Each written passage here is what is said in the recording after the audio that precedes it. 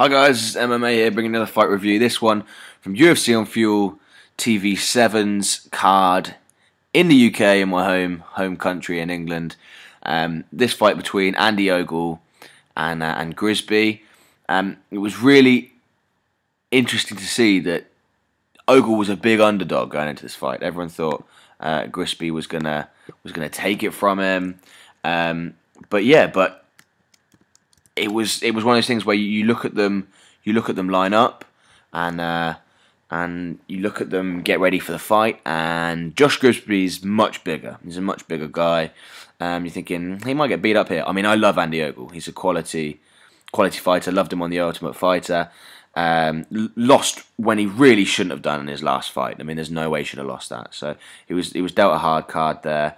So yeah, but yeah, fighting at 145, and he looked great. It was touch and go early on when Grispi wrapped his legs around his head and neck, and it looked like he might get the triangle.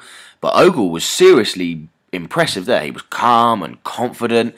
He wasn't going to let him mess him around at all, and he just said, "Look, I know you haven't got this, so I'm going to beat you up for the rest of this round." And he laughed, punch and elbows and beat him up.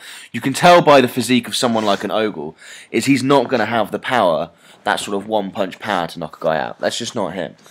What he's going to have to do is grind on people and beat them down and beat them up. And that's exactly what he did. And he did it really impressively against a bigger guy. He did it. I mean, he took him down in the next couple of rounds, and he just beat him up. Basically, he spent 3 rounds beating him up on top of him. His positional jiu-jitsu, obviously he didn't finish it with submission, it was decision victory, but his positional jiu-jitsu was incredible. I thought it was seriously impressive.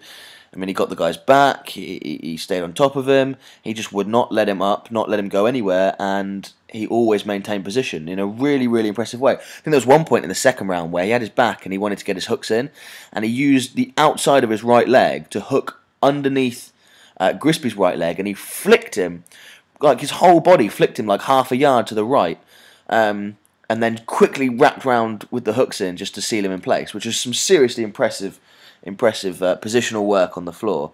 So very impressed with him.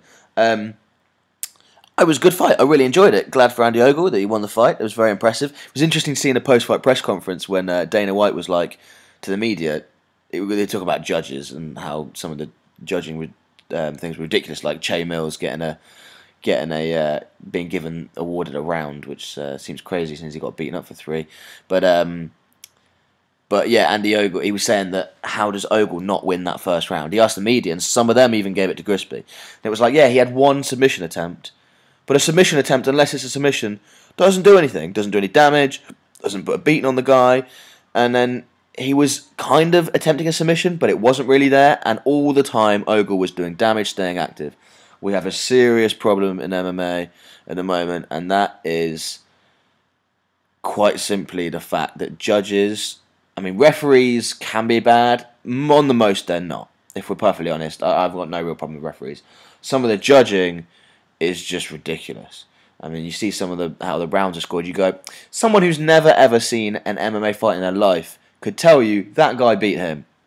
Like they would have told you, Andy Ogle won that first round. He was on top of the guy, beating him up. It's as simple as that. If you're on top of the guy beating up, you are winning.